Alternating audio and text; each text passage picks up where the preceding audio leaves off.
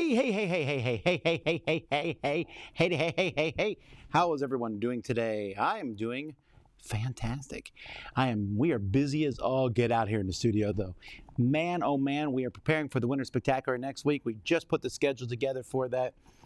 I wasn't kidding about the top 10 lists. I said this earlier in breakfast. There are more than 20 top 10 lists going up. It's very exciting. I spent a lot of time working on this. I went through every game that came out over the course of 2020, decided to put them on there. So I'll give you some heads up. So here's some of the top 10 lists coming. So my two daughters, Ruby and Violet, have played more games, I think, than most adults have played in 2020, actually. But you'll see where their tastes lie. They're going to be doing a top 10. Of course, the four of us, Mike, Roy, myself, and Z will be doing our top 10 of the year, as well as our top 10 surprises. And then Mike will be doing top 10 solo games. Many of our contributors are coming in to do their top 10s or a specific top 10.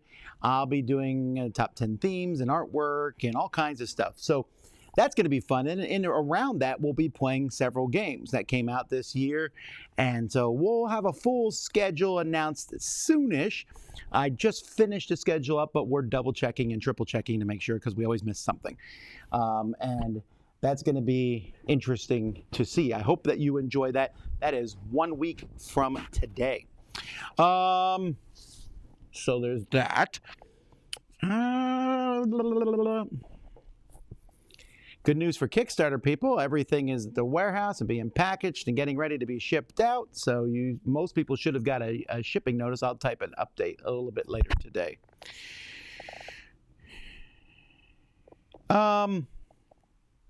So I'm going to go through the questions. I don't answer every question, but I answer some of them. Do you have a favorite Tom Vasel promo card or character?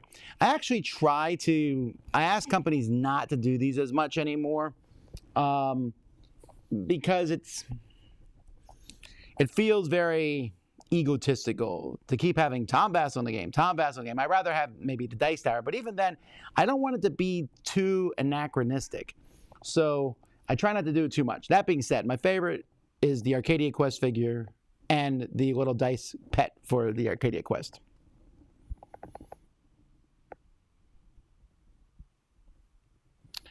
What's my favorite Christmas treat? Sugar cookies. How did your hiring policy change since you hired Sam full-time? I'm going to guess you mean Z, since he was the very first one.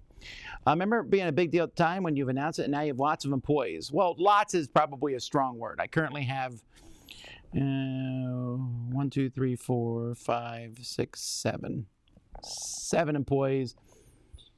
The Dice Tower East has an employee, and I got several part-time employees. That's a lot, for sure. Yeah, we made a big deal about it when we hired on Z, for sure. He was coming on to do content. I don't know. I don't feel like a company needs to make a huge deal about every hiree because then it becomes a huge deal when they left. Sam left on very good terms. Sam went to work for Mythic Games, and yet it became a thing. There's people who still think some secret bad stuff went on behind the scenes. And people think that anyway. Like we had Chris came on, an editor last year. Chris came on. And then he just, for various reasons, had to leave halfway through the year. We moved on. We got Mike to take his place and cover for him. And that's just kind of how we are going to change things. So if someone is coming on board, that's fantastic. I'm not hiding the fact of our employees and stuff, and you'll see them show up in videos and things. But I'm not making as huge of a deal about it because then if they leave, it becomes a huge deal. I don't, that's sort of it, I suppose. Overall, would you say Unicorn Fever was an improvement on Horse Fever, or would it be worth keeping horse? Did I not review this yet? If I haven't reviewed it, I thought we reviewed it. I think it's clearly better than Horse Fever. Like, I'll never play Horse Fever again.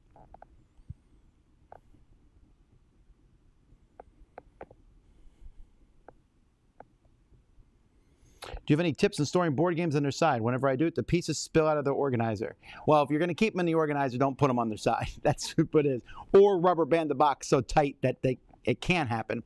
I just don't store them in organizers if I'm going to store them on their side. I think I answered this last week. My favorite ornament is a little stocking for my son, Jack. What is the first physical convention you expect to be able to go to? I haven't a clue. I'm hoping Dice Tower East, because there's not really a lot that are happening before that, right? So all the ones that have been canceled at the very beginning of the year. Dice Tower East is in July. You know, Origins is before that, but we don't know if they're going to open or not, you know, and Geekway to the West, I guess, is in May. They haven't announced anything either. So we will just have to wait and see. If animals could talk, which animal would be the most annoying? Probably a dog. I love dogs, but my dog's always coming up to me. If the dog could talk, I'd be like, hey, what you doing? I'm working on, hey, what you doing? Hey, can we do this? No, we can't. Can we do this? No, okay. Are you sure?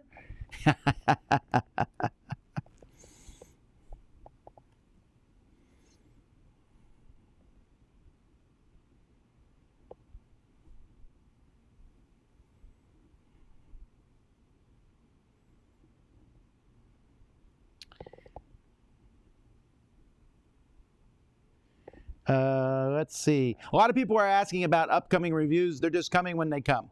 I haven't got a lot of games that have come out this year. We're hoping to get some games. You know, I played a majority of the major releases that have come out this year. In fact, I just played one over the weekend. But there's a couple games I haven't got. Praga I haven't got yet. I haven't got Bonfire yet. But most of the major releases we've gotten and played. And the rest we're just getting in. We'll play them as soon as we can.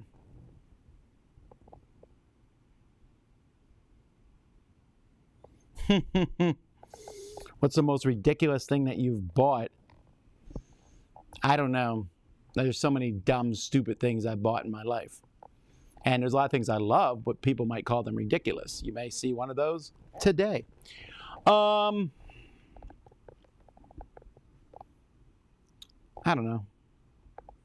There's a lot of things I bought, and then they weren't very useful. So I don't know, like you could say my salt gun's ridiculous, but I have used it to rid the world of many flies.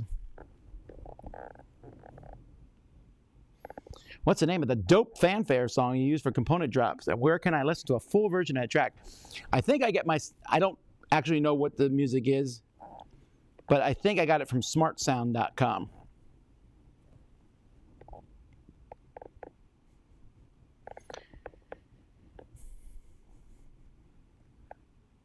As I like to hear, more four squares are coming. Yeah, and one of the things, so people have asked, you know, like why we didn't put people in the names of four squares, because what I wanted to be able to do is bring in other people from the Dice Tower, like Brian Drake might show up in a four squares review. Or it could be anyone, Liz Davidson, you know, whoever it might be. Different groups of people will be in a four squares review. And that way, you know, if it's not someone's cup of tea or a game, they don't have to be in that particular review. How did you fall in love with board games? What are the first board games you played? For this, I'm going to pass this off. Look up History of the Dice Tower, and part 1 will answer that. I go into much more detail in that. You can also, I have a set of games I reviewed earlier this year called Games That Changed My Life, and a lot of those will answer that question.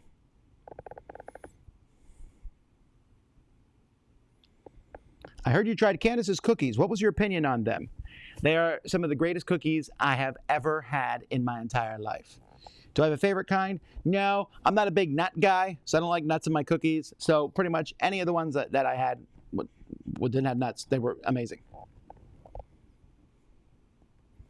Can you explain Ameritrash? You mentioned it in several reviews, and I'm not sure what it actually refers to. That's a good question, and that actually makes me try not to say that game too much. That we have a lot of terminologies that come up in board gaming that you know, they become a thing and people use them and you keep using them and then they fade out. And this is kind of fascinating to me. So, for example, and I'm getting off topic here, but I will answer your question.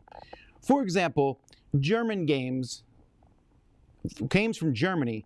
For a long time, they were called German games. Oh, it's a German game. It's a German game. Whether it came from Germany or France. There was even some from America, but they were just called German games.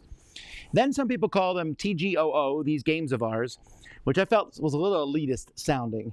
And at some point, people started calling them Euro games. And that stuck and still sticks today. Well, the games from America which were like, hey, I got guys on a board, we're shooting at each other, and I got a dungeon crawl. That was someone, and there's debate, it doesn't really matter anyway, someone online called it Ameritrash, and it took off. For a while, I kind of fought against that because it's trash and it just sounded bad. So we called it Amerithrash, which we thought was a cooler name, but that did not take off. And the Dice Tower apparently did not have the power to change the lexicon of modern gaming. Although I do get people to say trading in the Mediterranean. But that being said, that's what that means. It means a game that it's you're chucking dice or you're attacking each other. Games that were traditionally made in America. Now, both these terms don't mean anything anymore. Half Euro games are designed outside Europe. Half Ameritrash games are designed outside America. So it doesn't matter. But that's what the terminology means. What's the most interesting documentary you've ever watched? I don't know off the top of my head. The Toys That Made Us, or whatever that series is on Netflix, is pretty good. I like that one a lot.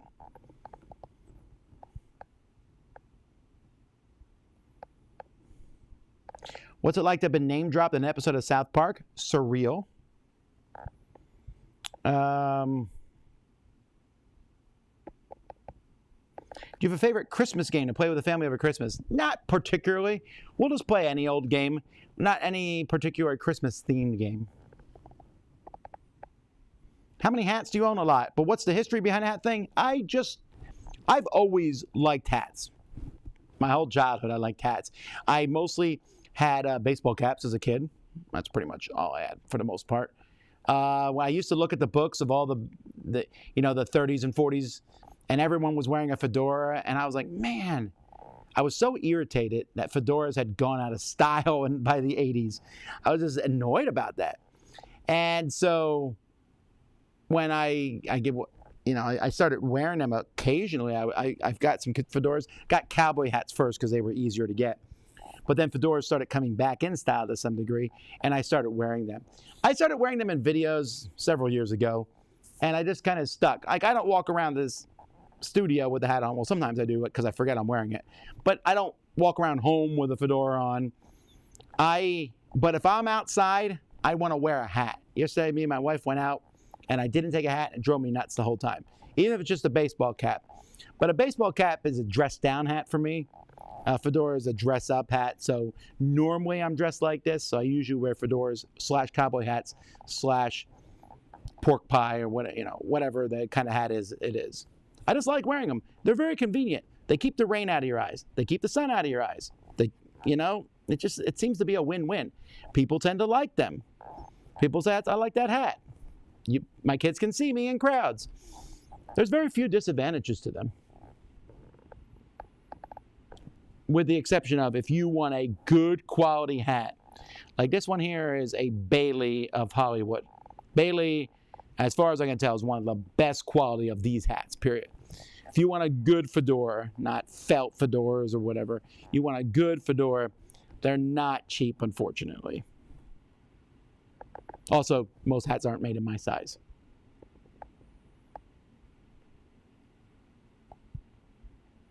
How do Dice Tower Chronicles of Crime promo cards used in the game? Well, currently, they're not. But I have somebody right now who I'm paying to write a scenario for Chronicles of Crime that is going to use the different promo characters. So it will be a custom scenario. Once this custom scenario is done, we'll post about it, talk about it, tell you how to download it and import it into your game.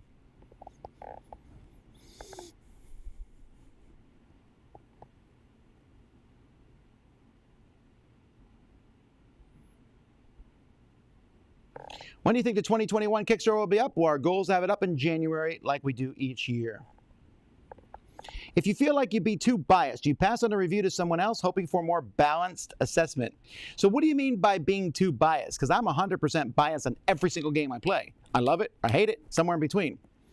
The only thing I can see that I might be biased is if I designed the game. But other than that, what biases do you mean? Am I friends with the publisher? Designer? That doesn't affect me. If it's part of the Dice Tower Essential line, that affects me. But then again, it wouldn't be in the Dice Tower Essential line if I hadn't played it and liked it so much I wanted to put it in that line. So that's a catch-22. So you have to explain a little bit more about what biases you mean. Of course, I might pass it to someone else if I think they'll give it a better review than me. What was the first game I played in 2020? That I don't remember. What's my favorite video game of 2020? Like new video game?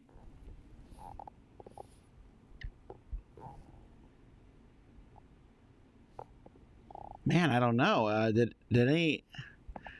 I don't know. I don't know what it came out this year. I mean, I played a lot of video games this year, but I don't even know if they came out or not. I don't keep track of that. Please rank your favorite chocolates: dark, semi-sweet, milk, and white. Well, you just did it for me. So there you go. Dark is by far my favorite chocolate. Semi-sweet right after that. Then milk, then white.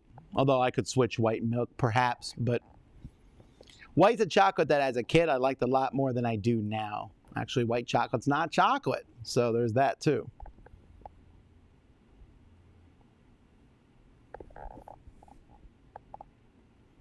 Have you ever watched a K-drama with your wife? Yes. Do you have a favorite? No. I watched one with my wife. I was going across and I found them, and there was one about cooking. Some guy who cooked and also beat up bad guys. I liked the combo. Showed it to my wife. She thought it was fantastic. We watched it. Since then, she's watched, and this is not an exaggeration, 200 quadrillion different Korean dramas. I've watched no more, but she likes them a lot.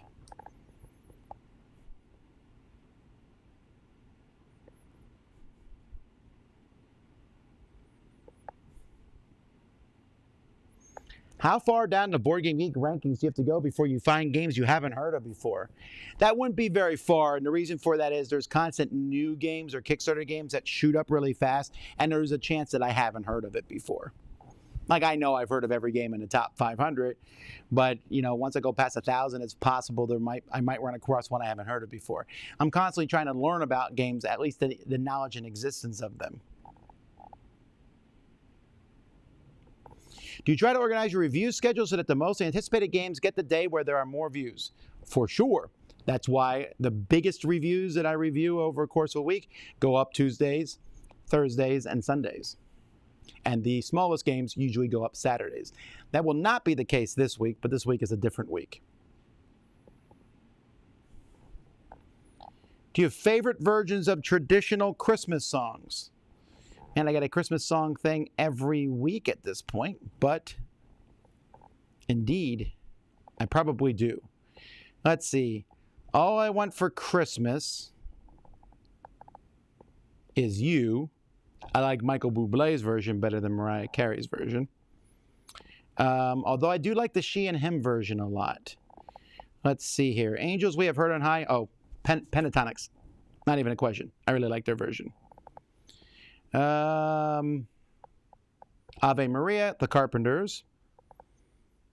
I'm going through the Carol of the Bells is Mannheim Steamroller for sure. What else we got? I'm going through.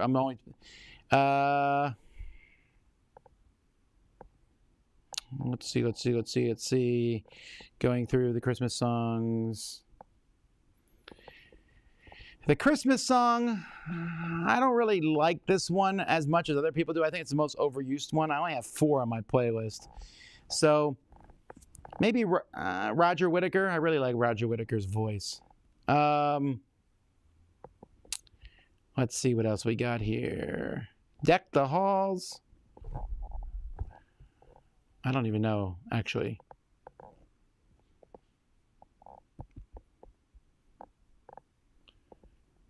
The First Noel, Roger Whittaker again. Frosty the Snowman, Big Bad Voodoo Daddy is my favorite of that one. God Rest Ye Merry Gentlemen, The Lost Fingers, actually, is probably my favorite version of that.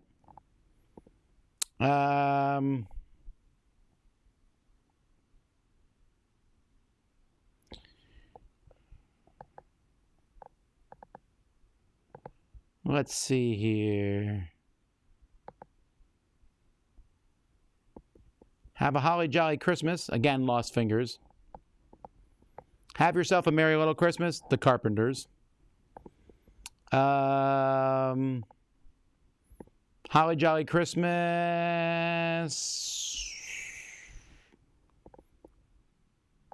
I'm not sure on that one. I heard the bells on Christmas Day casting crowns. I'll be home for Christmas. Again, the Carpenters. Let's see here. It's beginning to look a lot like Christmas. That would be Harry Connick Jr. is my favorite of that one. I Got My Love to Keep Me Warm, Rod Stewart.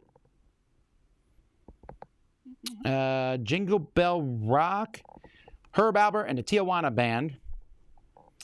Jingle Bells, Bare Naked Ladies. Although I like Jingle Bells a lot. Joy to the World. Rascal Flatts. Let It Snow, Let It Snow, Let It Snow. Maybe Frankie Valli. Little Drummer Boy is the mixture of Peace on Earth that was done. I like that one. Let's see here. Mele Kalikimaka, the Popini sisters. I really like their version of that. I don't know if that's how you pronounce their name, though. Sorry if I messed that up. Mr. Santa, Amy Grant. My Favorite Things, Tony Bennett. Oh, Come All Ye Faithful. Probably the Trans-Siberian Orchestra. Let's see here. Rudolph the Red-Nosed Reindeer. Once again, Big Bad Voodoo Daddy. Santa Claus is Coming to Town. Big Bag Voodoo Daddy. Silent Night. That one I don't know. There's so many versions. I want to say Michael Bublé, but that might not be right. Sleigh Ride. Ferrante and Teicher, for sure. I may not be pronouncing their name right either. I'm skipping, by the way, tons and tons of songs. I'm picking We Need a Little Christmas. Probably Kimberly Locke. We Three Kings, Big Bad Voodoo Daddy. I'm sensing a We Wish You a Merry Christmas. Nah, that one I don't know.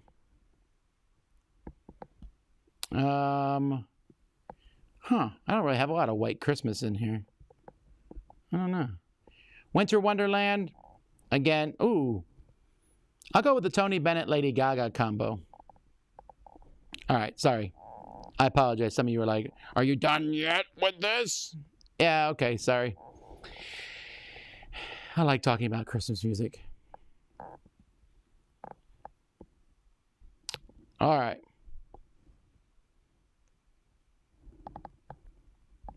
Really enjoyed Jeremy as a special co-host in the pod. Yeah, I really liked having him on. That was a lot of fun.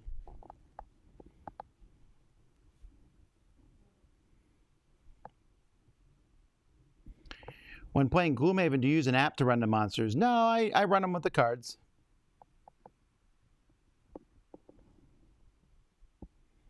What current trending games do you hope will go away for a long time? I don't know if I ever want any trend to go away for a long time. Like, there's trends that I'm not as interested in. Like, I'm not interested in this make a roll and write game out of everything. I'm not a fan of some of the other trends maybe that show up, but, you know, they can go away and come back.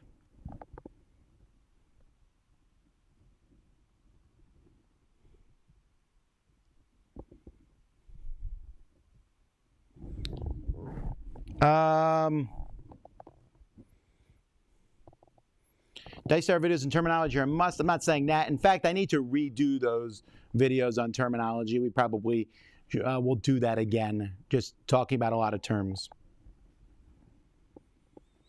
What other books apart from sci-fi and fantasy do you read? I read some Christian books, but that's pretty much it. I pretty much just read those three things: Christian books, sci-fi books, and fantasy books. I'm currently reading Ready Player 2, which I will probably review in an upcoming board game breakfast. I'm not done yet. I will eventually finish the book, if that gives you any sort of idea of my thoughts on it.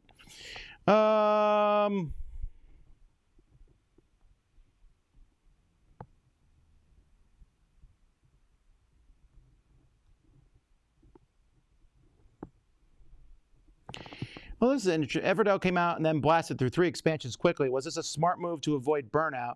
Or do you think the publisher should have spaced them out?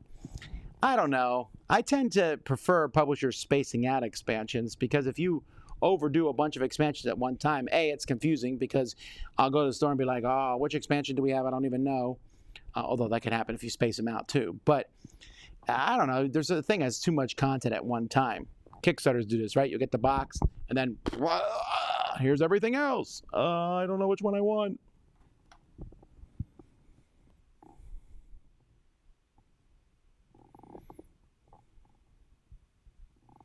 Your children see you in a crowd almost anywhere except NBA games. Well, sure, but you see a tall person walking away from you, you don't know if it's your dad or not. You see a red fedora, you know it's your dad. When can we expect end of the year top 10 lists? Winter Spectacular next week. What's your Christmas tradition? Turkey or ham for dinner? Actually, it's shrimp and sausage is my Christmas traditional feast. Cranberry sauce and a few other things. Although I will say this. So I love cranberry sauce. I love making my own cranberry sauce. I plan to make my own cranberry sauce again. And I'm going to probably make cran mango this for Christmas. That's my goal. That will probably work well. Anyhow, we bought a honey baked ham for Christmas. And in the catalog, there were these pork rolls with cranberry in them. I was like, that sounds amazing. So we got it, we cooked it, we ate it. The pork was fantastic. The cranberry was decent. But the ratio of cranberry in this pork to the pork was unbelievably high. It's like if someone took ketchup and just was like, there was so much cranberry sauce, and I was like, this is just not, it just wasn't, it was too sweet. And yesterday, I was so pleased. I have a friend who's the chef for the Marlins, and he told me about this store here in Miami called Wild Forks. And so I went there, and they sell all kinds of amazing meats and exotic, interesting meats. So most of the exotic meats we've had in some fashion or form, but they had yak. No, I was like, what? So me and my wife, we bought some yak. I don't know what we're going to do with it, but we're going to try it out because we never had yak before. So we'll add that to the list of things we've eaten. It's just ground yak. We were debating because they had ostrich there too, and we already knew we liked ostrich, but yak, something new. Don't talk back. But they also had, normal meats and tons of normal meats, really well packaged, beautiful store. I was just happy. A store of meat.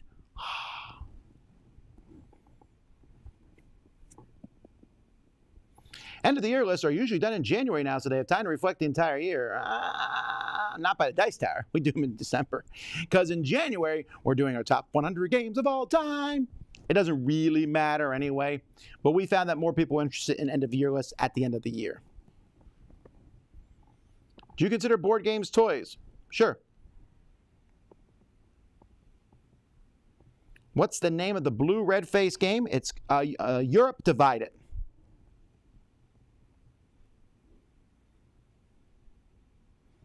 Bias, like Roy's new game. Well, I haven't played Roy's new game. In fact, I haven't even seen Roy's new game.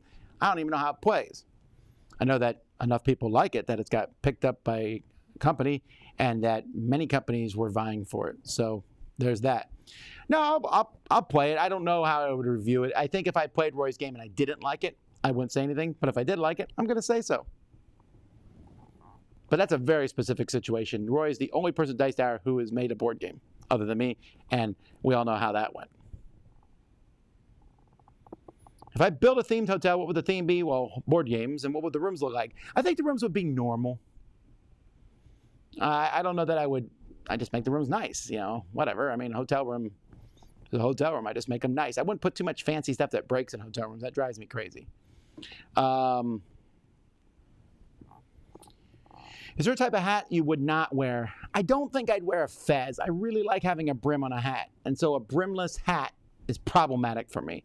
I know a beret is pretty close to that, but a beret is a slight, I don't even wear berets that often. I wear them on video occasionally, but I've never gone out and been like, I will wear a beret. Now, granted, up north, you have snow hats, and those don't have brims either, but what they do have is something you can pull down over your ears. So that's different. So fez would be the one. There's some hats that are just not in style, ever. Like, for example, the tri-cornered hat. It's a cool hat. I like it a lot. I probably have one. I do have one. I just wouldn't wear it outside or anything because it's anachronistic, and that's weird, right? I mean, it's already weird I'm wearing a red fedora outside, right? But at least that kind of makes sense. A tricorner hat, maybe I'm being hypocritical. I guess I could wear one, I suppose.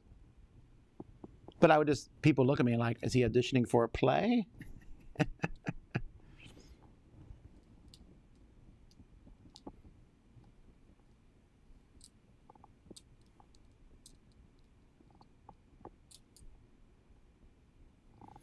Will you be making an update video on the top 10 most essential board games everyone should own? That's possible. I'd keep my eyes out. Do you plan on buying one of the video game systems, PS5 or Xbox? So very specifically, if I answered your question according to the letter of the law, do I plan on buying one of those systems? The answer is no. But that's assuming I didn't already get one of them. I didn't get Xbox. I got the PS5. I never in my life have bought a brand new system before. Well, I guess the Switch. Well, we got the Switch, though. Even with the Switch, we got a couple months after it came out. But I said, all right, for once, just once. So I saved up money for a while.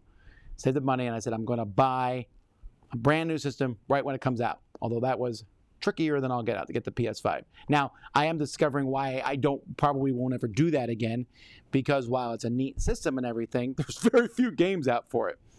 And I got 3 games for it initially. Sackboy, which is fun.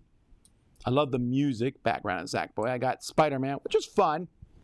My daughter likes it more than I do, but I mean, I don't dislike it. It's fun.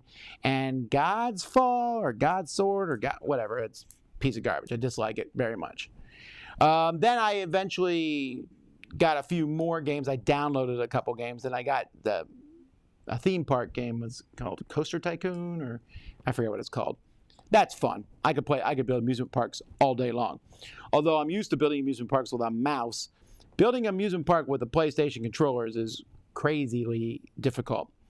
But man, I'll tell you what, the PS5, good system. I mean, graphics are so good at this point, I'm not even sure I could tell the difference between old and new ones.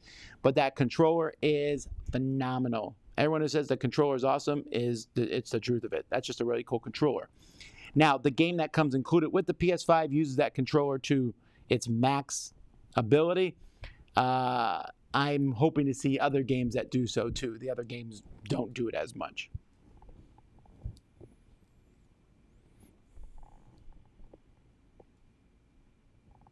What's my favorite way to spend a day off? I just play games with my kids and play video games. I guess that's a day off.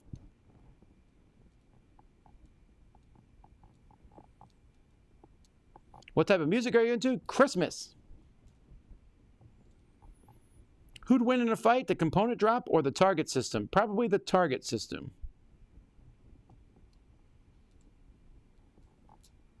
Do you personally post all the Dice Star videos to BGG? And are YouTube videos posted manually, or is it an automatic program? Okay, well, we post our stuff to Board Game Geek, but we have some automated help to do that.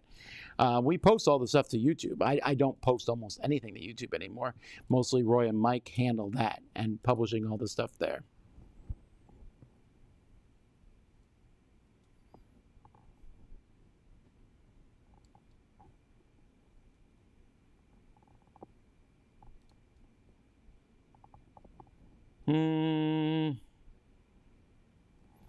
What's the best ever vacation you ever took and why? Well, I'm half tempted to say it was half work, but mostly vacation. Me and my wife, we went to Korea/China for our 20th wedding anniversary. So that was fantastic. But I still really remember going to Malaysia with my family. That was a fantastic one. Then there's the cruises. Cruises are great. Taking a cruise with my family is fantastic. Have you ever had a white Christmas? Oh, probably. I grew up in Pennsylvania. I'm sure there was a Christmas that it was white. It didn't happen very often, but there must have been some. Do I like snow? Sure. But I like it more on a conceptual level and on a kid level. As an adult, snow's a pain in the neck. I mean, don't get me wrong. Even when we lived in Korea, it snowed, and me and my kids, we all went out and went sledding and had a fantastic time. It was amazing and fantastic. But that's the only thing I like about snow. Oh, and I like how snow looks. But Other than that, snow's a pain in the neck. Die Hard is a Christmas movie, yes.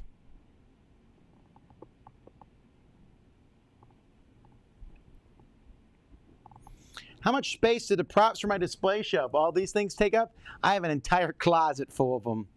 In fact, on Black Friday, I was like, ooh, I should get some more. And I was like, no, you have enough.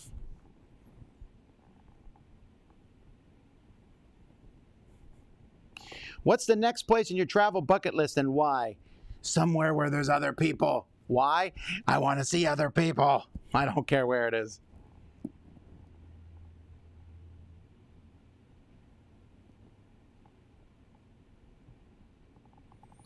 What are your thoughts on asymmetrical powers that change or remove major decisions from a game?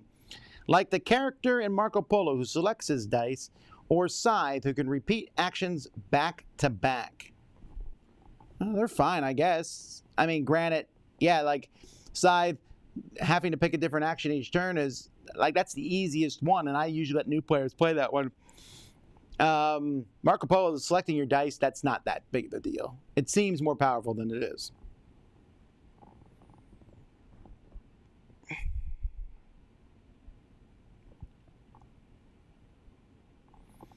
Best new Christmas movie you've seen in the last 2 years?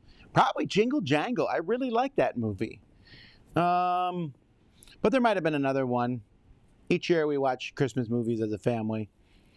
In fact, I think I'm going to do that tonight. Watch a Christmas movie with the family. Maybe just a movie, but probably a Christmas movie.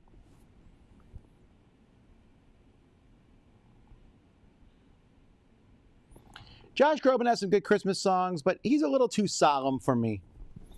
That's why I tend to, I mean, how his voice sounds. That's why I tend to like Michael Bublé a little better, because he sounds a little happier.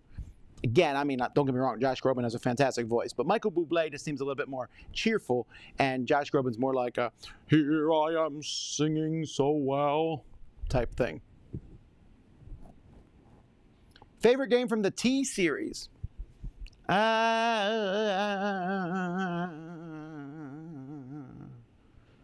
Well, it's not Zulkan, Tekhenu, Tawantasuyu, or Trismegistus, so that just leaves the other one. So that's probably what it is. Favorite ice cream topping? Cookie dough. What's the last TV show you binged watched? Interestingly, I think that's going to be Survivor. I don't know why I started watching Survivor and I got caught up in it. I like Survivor binging it a little bit better. I think because I could skip through boring parts of it and just get to the interesting parts, the political maneuvering, or a really interesting game that they play. It's very gamey, right? You think more gamers would like Survivor because it's all about a game. It's a huge game of diplomacy mixed with games of skill and puzzles. What did you ask for Christmas? I did not make a Christmas list.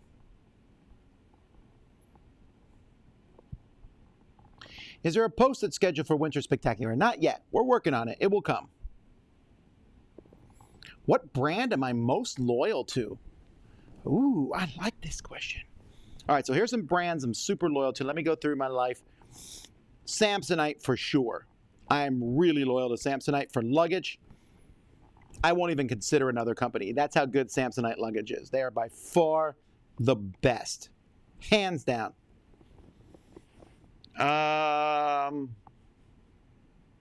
Saltine. I will not buy another cracker that looks like a saltine cracker. It is saltine or it is nothing. Unless my wife buys another cheap generic brand, then I complain about it very loudly. Brands I'm loyal to. I don't really have any clothing brands I can think of that I'm loyal to. No. Even hats. I really like Bailey's, like I said, but if there was another good hat, I would get it. Books, no.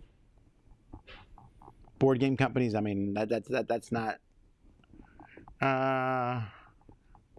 Oh, tables, Rathskeller, but I don't know that counts either.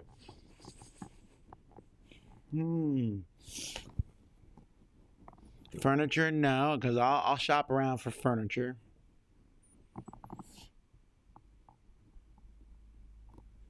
Video games, I mean, I like Nintendo, but I don't know how strongly I would say that because obviously I just bought a PS5.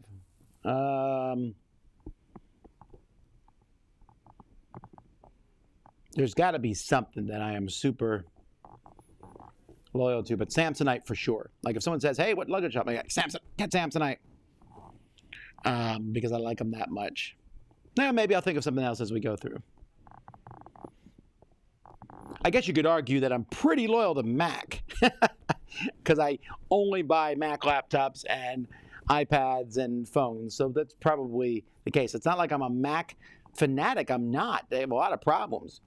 But I like having all the same thing. Do I have a favorite holiday? Probably Easter, but Christmas is really close. What are some misconceptions about your hobby? From the outside world, there's the whole, hey, is that a board game? And so people think, everything's like Monopoly or Scrabble or whatever else they played.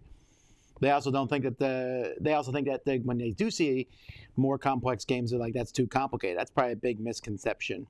For those of us who are in the industry or in the board game hobby, like people who are watching for the most part, one of the biggest misconceptions is the fact that they think the board game hobby is bigger than it is. They think that there's way more games sold than there is. They'll look at the games behind me and be like, oh, how many of those games sold? You might be like, maybe 5,000. That's it? Yeah. Familiar with the Bruce Springsteen version of Santa Claus is Coming to Town? Well, who is it? I like that. I like both versions of Santa Claus Coming to Town. I know some people really dislike the Bruce Springsteen one because it's basically him just roaring Santa Claus is coming to town for a long time. But I still like it because it's just so joyful. And the sax moment always gets me. And I like listening to it live and having Santa come in and everything. I don't know. I like that version.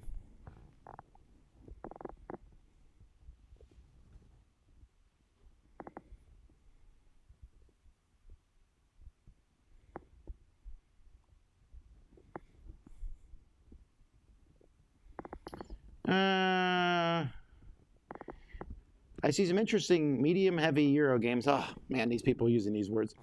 Just call them heavy Euro games. Using a rondel as a core mechanic like Crown of Amar or the Red Cathedral.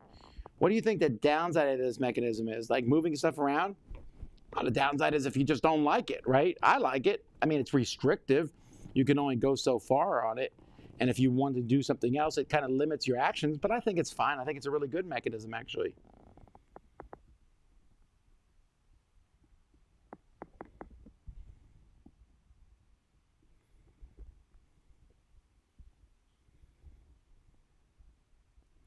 What's one thing that can instantly make your day better?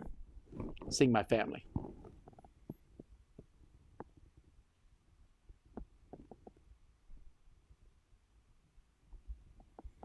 What's the dumbest thing someone has argued about? I once got an argument over whether a 2 10-sided dice and a 100-sided die rolled differently.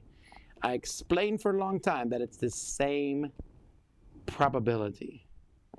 Cranberry sauce with shrimp? Well, no, you just eat them separately. You don't have to eat them together. Yeah, you might be right. I gotta make cranberry sauce. It's so delicious. No, but the shrimp and the sausage mixed together. I'm probably gonna do it with potatoes. It's so good. I buy the biggest shrimp I can find, like jumbo shrimp, that are right from the Gulf, which is fantastic. They're so good, folks. I cannot emphasize this enough. Sometimes when things get bigger, they don't taste better. Bigger does not mean better. When it comes to shrimp, bigger is better. Big shrimp are equal to most lobsters. Now, the very best lobsters, no, are better than shrimp. But big jumbo shrimp, just as good as most lobsters. Favorite character on The Mandalorian? Well, now I'm debating on whether to be spoilery or not. I'll say this. There's almost no characters in The Mandalorian that I do not like, even the bad guys. So I'll go with everyone else and say the child is my favorite character.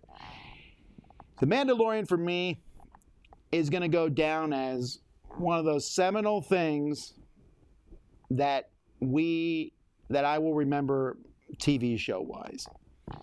People are arguing over right now. Like I posted a Facebook post that said the Mandalorian series is better than all the movies, and I still believe that.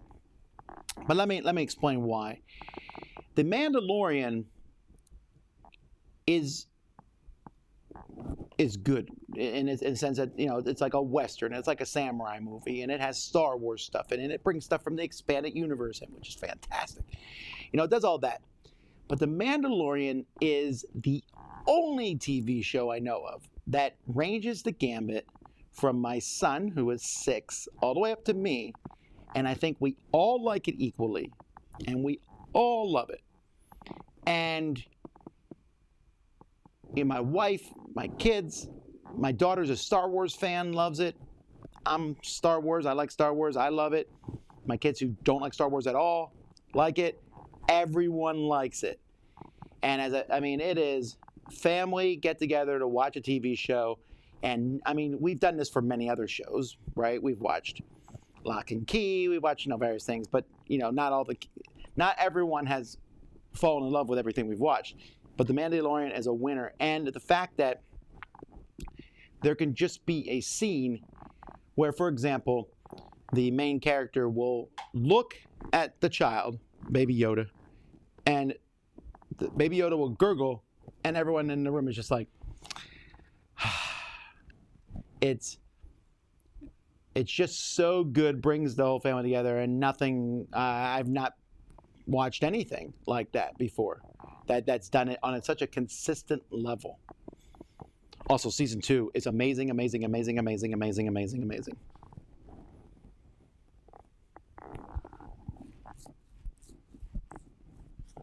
Need specifics on the sausage?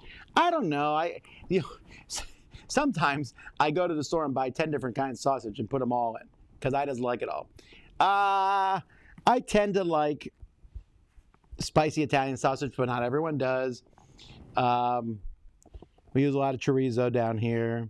I'll get spicy. I'll get kielbasa, mild Italian and sweet Italian.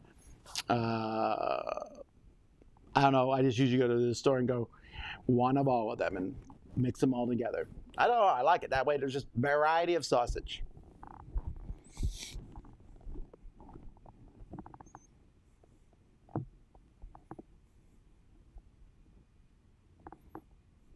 Any recommendations for games to leave at a cabin for people you don't know to entertain themselves?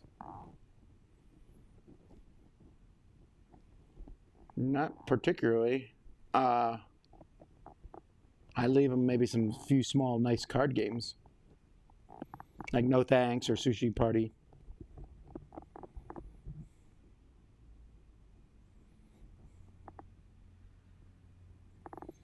What do you do on your commute to or from work? Gamer Girl, I'm starting to think you have like a list of questions that you just go into random Q&As and ask people.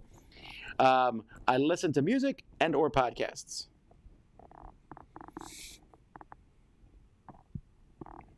I don't like sweet sauce with ham, but what about honey?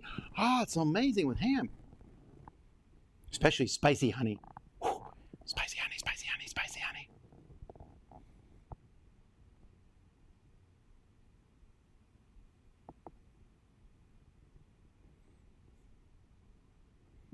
I haven't got the newest Harry Potter Funkoverse expansion. I probably should, so I can review it.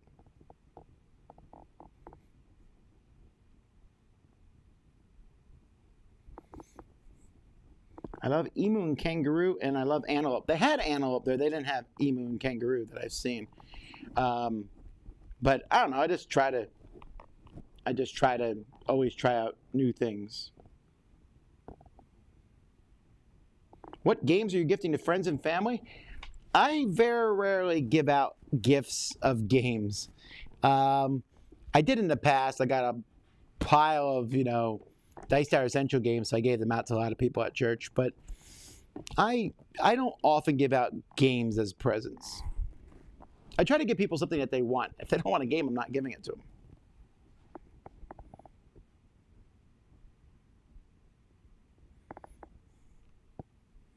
Are you going to do more iOS app reviews? I am indeed, but it's going to be a couple weeks. So, like I said, some things are going to get pushed to the wayside here because we don't want to. Some things are going to get pushed to the wayside because of the Winter Spectacular and the end of the year, and also we're getting things together like that. But that's pretty much it. So a lot of these things will be back, but you'll just have to wait and see them then. Hang on one second. I am. There we go. All right.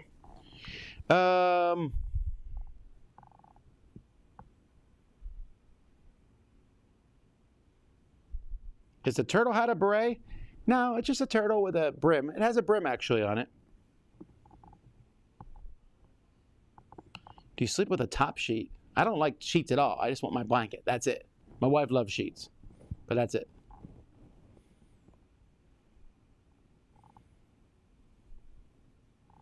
Do you know of any other game with such a high replayability as Dominion? Indeed, I do.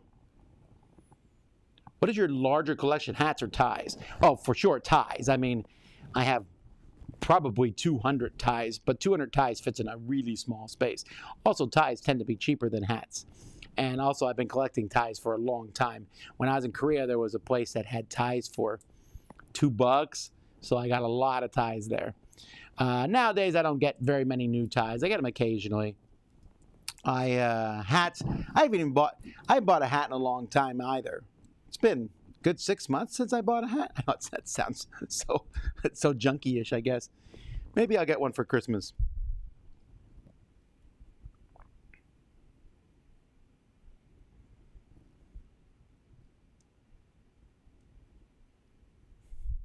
Wear the tricorn in a historical Navy uniform? Yeah, that probably wouldn't do too well.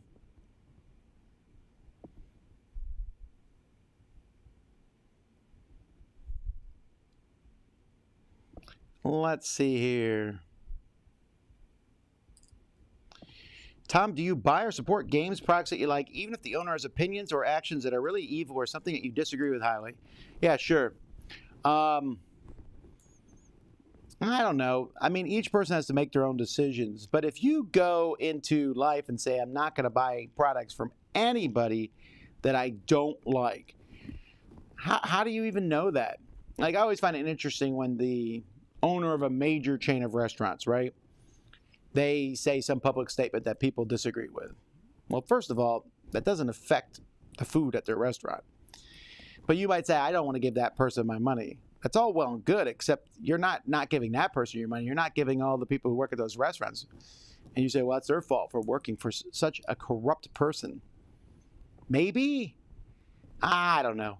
I feel like we have a lot more outrage than we need to sometimes. And we also selectively choose what we outrage or not. People always get mad. I always crack up when people get like infuriated with Facebook and talk about how awful it is on Facebook, but they won't leave. Why? Because they can't bear to give it up.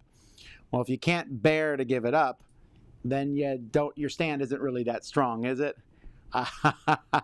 You know, if you really don't like something, then give it up. So people will usually pick an easy target.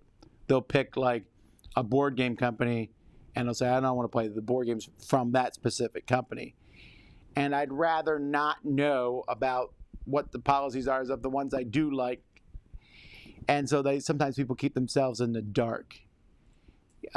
So I don't know. Again, I'm not saying boycotting is a dumb thing to do. You can boycott, and each person makes their own thing.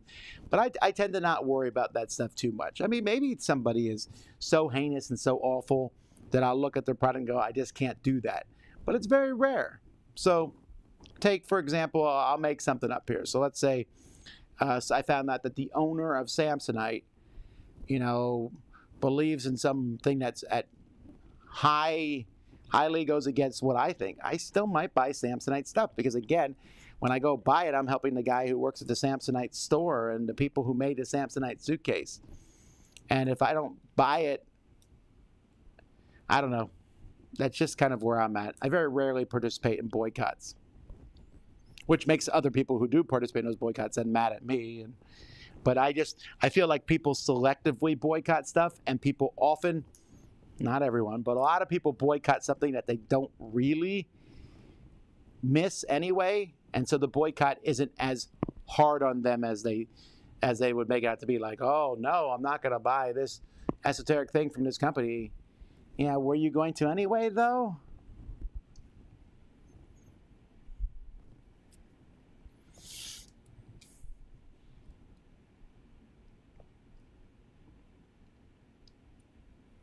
Would you rather be fooled by a really cool magic trick or know how it's done? Oh, I always want to know how they're done. Now, almost no one tells me. I have a good friend, Brian Drake, who's a magician, and I really try hard. When he shows a magic trick, I really try hard not to ask how it's done. Because the whole point of them is for us to have that suspension of belief. I know everything's a trick. I don't go watch. I watch some amazing magic tricks, and I don't go, huh, that must be real magic. No, I don't think that. But I am amazed at them sometimes, and I do go watch things that show how magic tricks are done because I can't help myself. But even though sometimes I know how a trick's done, I'm still amazed that they can do it. For example, just palming something in your hand. I don't know how people do that. I can't do it. You know, if I was like, look, it disappeared. No, you can still see it. I can't do it.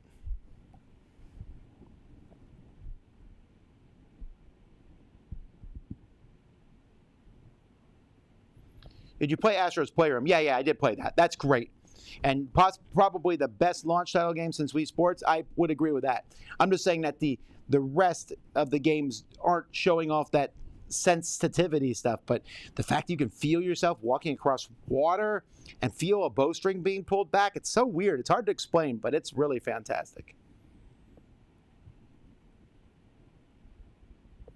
Do you think the Dice Tower would be where it's at without YouTube? No. Without YouTube? I mean, that's what we're on right now. So, no.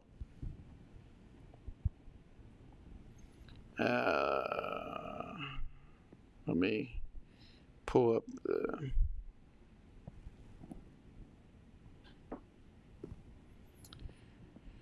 Let's see here.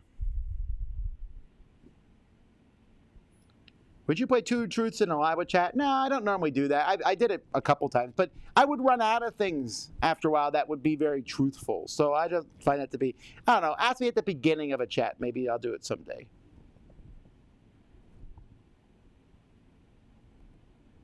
What was the last game you played with Mike, Roy, and Z, and who won? I don't even know. Oh, I do. The last game the three of us played together actually was Vampire the Masquerade, the board game. Who won?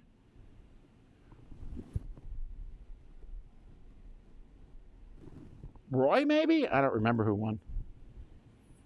If I don't know, I assume it's Roy. Do you drink at all? Man, I hope. Don't you have to? I drink lots of water. I would assume you have to.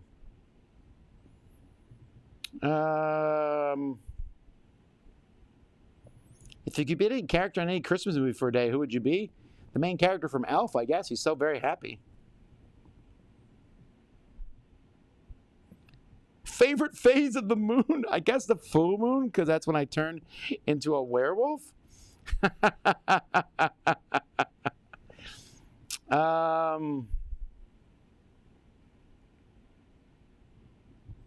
Let's see here. Heat miser or cold miser? Heat miser. I'm Mr. Heat Miser. I'm Mr. Sun.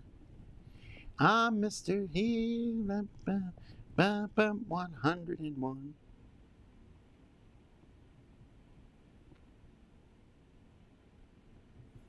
Alrighty, all right. Instead of those, who's your favorite character? The witch, probably.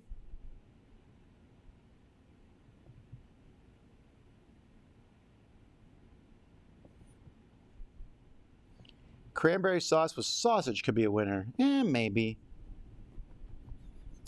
Let's see here.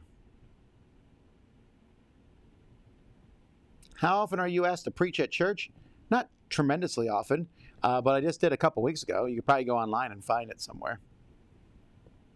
I did the week before Thanksgiving, actually.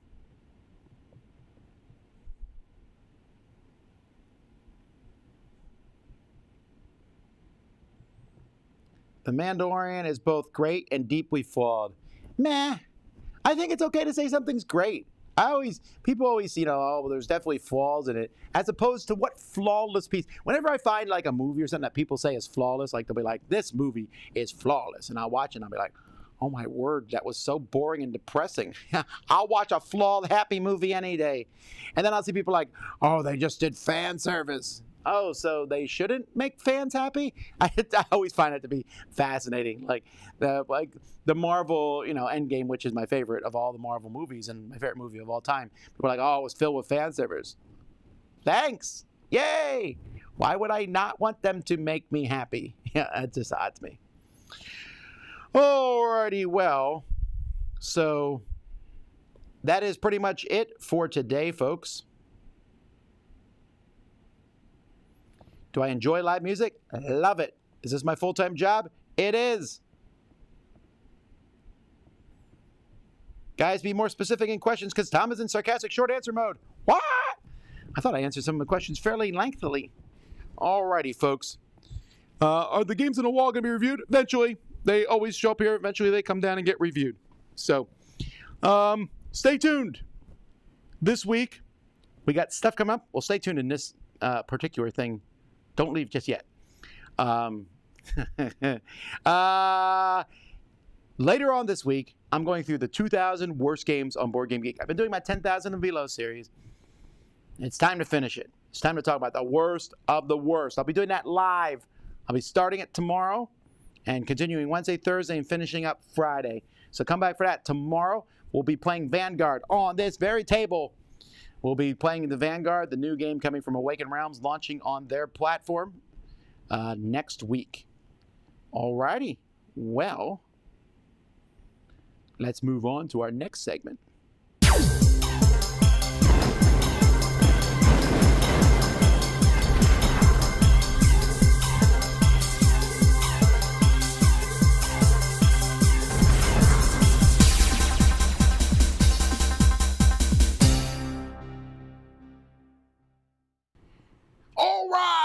Welcome to the Marble Races of Doom. All right, today is our testing, and a good crowd has gathered. This is not any kind of official races. We'll be having those in the future. But we're going to be, we have some preliminary races here. So this is a local tournament, of course. And so we brought out some local boys. We have the Yellow Coward, which he wears that name proudly because it makes people underestimate him. We have the ocean, the blue ocean thing. This one here is called the Eye, which is really kind of a boring name. The Greeny Meanie. And then we have Hazelnut. Over here, we have the Mystery. Here we have Tiger. And on the very end, we have Clown. All those names I'm sure I'll forget very, very soon. So we're going to run a few practice races here. And then we're going to run into our tournament. So here we go. Initial race. All these racers have only raced on this track twice. Let's see what happens. Oh, we're off to a good start. Green has a nice lead. Will he manage to maintain that lead? Yes, he does. So it's green, black, yellow, blue, orange. And the Clown comes in last. And unfortunately, for this one here, whose name I've already forgotten, he got stuck halfway down. All right. All right, practice race number 2. There they go. Green gets off to another lead, but blue pulls out ahead. Oh, look at that, look at that, look at that. And oh, nice. Clown ain't doing too hot. All right, let's not pretend you lost. All right, one more practice race, and then we're going to get to the actual big races where we go for points and times. Here we go. Ready? On your marks, it's set, go. Oh, Clown is not having this anymore. He pulls out to, oh, no, well, never mind. Comes in a 3rd place, but 3rd is better than none. All right, ladies and gentlemen, we are now going to be playing for points. This is the point now, folks, where you can put out your bets on who you would like to win. The Dice Tower is not actually taking bets here. There's no physical money being taken place on this. Please do not actually bet real money. You're just guessing. Okay, so we're going to have official races. We're now going to start keeping points. So once again, we have Hazelnut. We have Clown. We have Tiger. We have the Ocean. We have the Greenie Meanie. Can't remember what. Oh, the Yellow Coward. We have. I don't remember what the blue one called himself. So we're just going to call this one the Eye. I think is what we called him. And this one, Mystery. All right. So the way this is going to work is we're going to play 2 elimination games. 2 elimination rounds. Whoever comes in last in each of these rounds is eliminated automatically. And then we'll go down to the top 6. No, you have to come in last.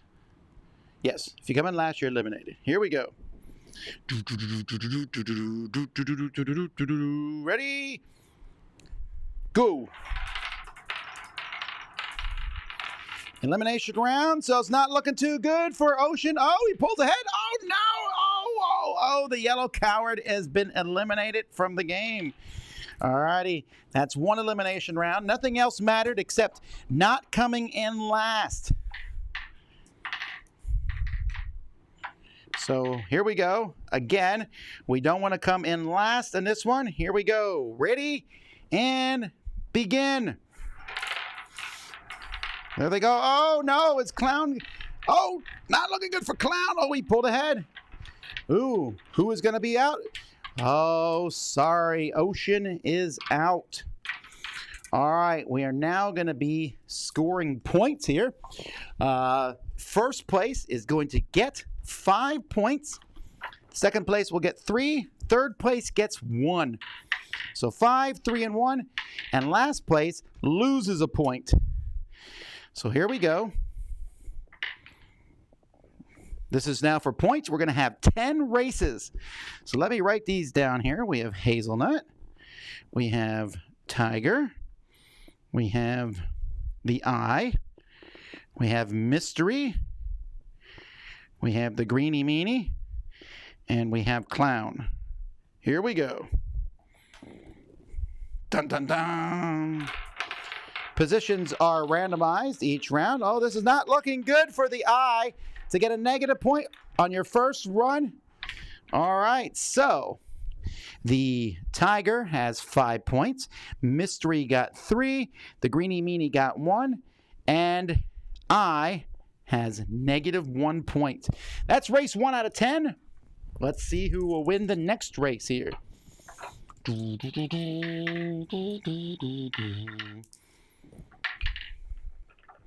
Here we go. Oh, it's a good start for the Greenie Meanie. He could pull this off. He does. That was a clear runaway win. And oh, Mystery, who had such a good second place round last time, gets the -1. Greenie Meanie gets 5, bringing his total to 6. Mystery's down to 2. Hazelnut comes in with 3. And the Eye gets 3rd place, which brings them back to 0. Clown hasn't scored any points, but they also haven't lost any points. So right now, Greenie Meanie is in 1st place after race number 2. 8 more races to go. This is Any Marbles game.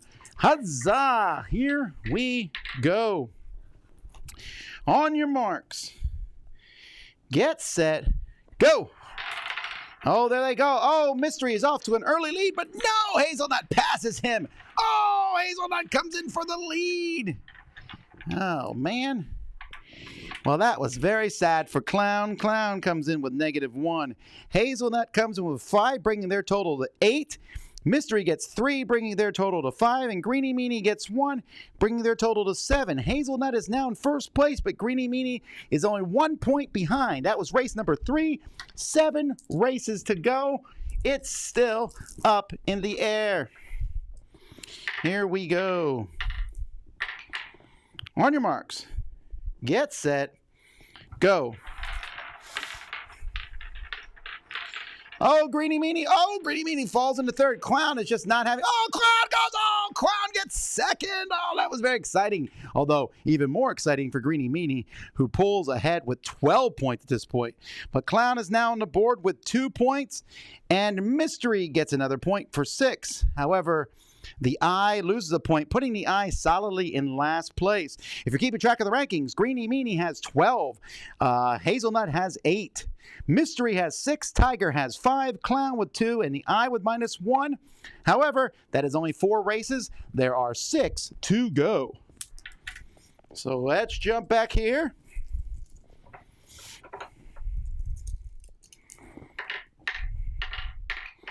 And let's see who can win. Ready, set, and go. This will mark the halfway point. Whoa, look at that. That is what some people consider to be cheating. But the Eye was very irritated at being in last place.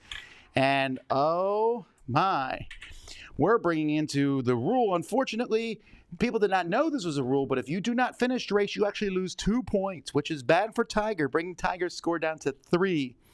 The Eye, though, is up to 4, coming in first place. Hazelnut in second place, bringing their total up to 11, only 1 point behind the Greenie Meanie, and Mystery getting a point, bringing them up to 7. Current scores, halfway point through this series of race. Greenie Meanie with 12, Hazelnut with 11. Mystery with 7, Eye with 4, Tiger with 3, Clown in last place with only 2. Alrighty, well, what the Clown's only option here, and they're clearly not as good of a marble race as the rest of them, is for them to win a race and then one of the top ones to not finish. Alrighty, this is race number 6. Here we go. Oh, Tiger jumps ahead. Oh, there goes Clown. Oh, amazing. Clown did come in first. And not only did Clown come in first, it's exactly what I said. Mystery did not finish, causing Mystery to lose 2 points, bringing them down to 5, while Clown gets 5 and goes up to 7. Tiger comes in second and goes up to 6 points. Hazelnut comes in third, tying them for the lead with Greenie Meanie. So after 6 races, Hazelnut and Greenie Meanie are tied with 12 points. Clown is in third place with 7, Tiger with 6, Mystery with 5, and Eye with 4. Oh, it's exciting, folks, and this is why we've been doing this for the past 5 minutes. But still, alrighty. Here we go. This is race number 7. Can Clown do it again? Let's find out. There they go. Oh, no, it's not looking good for Clown. He looks like he might come in last. Well, no points for Clown there. But again, Mystery got messed up by not finishing. Tiger came in first place, bringing him up to 11. Eye came in second, bringing him up to 7. Hazelnut gets 1 for 13, putting Hazelnut in the lead, but only by a point. And Tiger is now within striking distance. Rawr! All right. Well, this is exciting. This is race. That was race number 1, 2, 3, 4, 5, 6. That was race 7. 3 races to go. Here we go.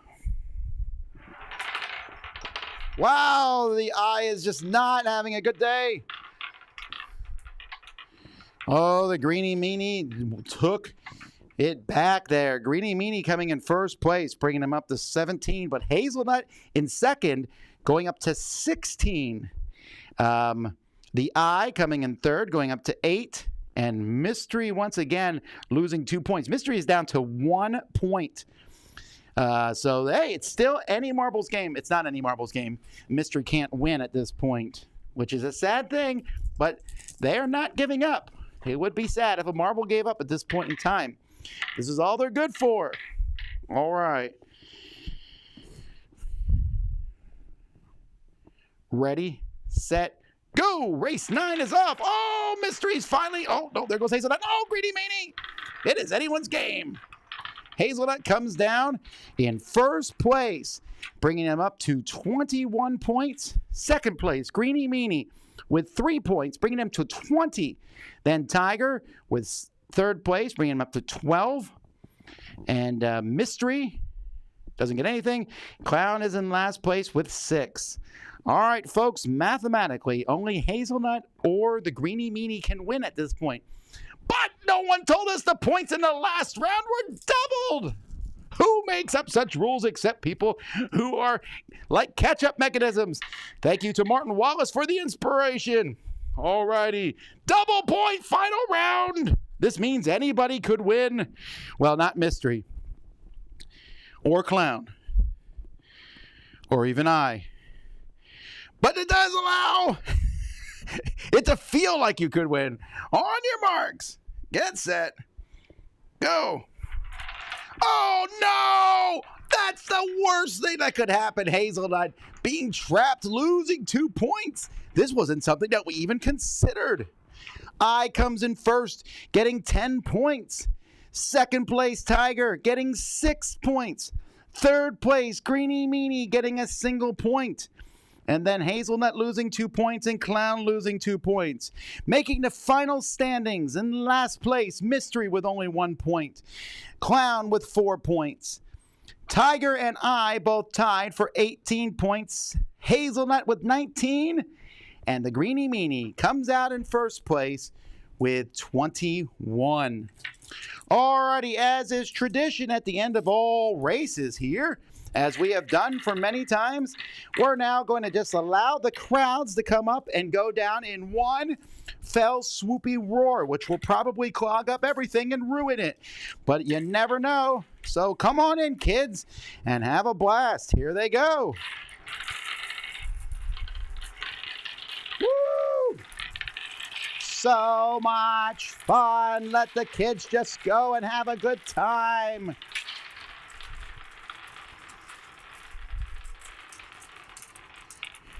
Now, we're bringing in some professional marbles for our next race, so you'll see that happening. Now, let me step out of stupid announcer mode and go into Tom Vasel mode here. If you're watching this later on, you might be saying, what is going on? This is just something I like doing. If you would like to see this as a separate video, and I do this once a week, which I'm tempted to do, let me know. But if you think this channel should be board games only, let me know that too. Maybe I'll make a separate channel or something. Anyhow, thank you, everybody, for watching. I hope you have a fantastic, marvelous week. Don't forget to come back tomorrow to watch Vanguard Live. Until then, I'm Tom Vasel, and you've been watching The Dice Tower. See y'all later.